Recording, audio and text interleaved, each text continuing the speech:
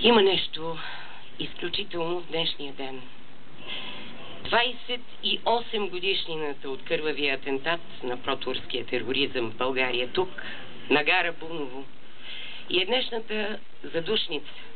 Днес, когато всеки един от нас смирено ще склони глава, ще запали огънчето на свеща и ще се помоли за онези, които са там, в отвъдното.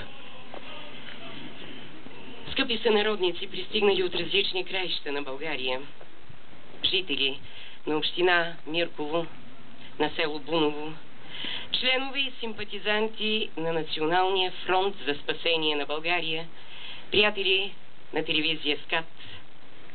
Гара Буново отново ни кара да слезем от влака на нихилистичното безгрижие и липсата на обществена отговорност и грижа за България и поколенията й в бъдещето.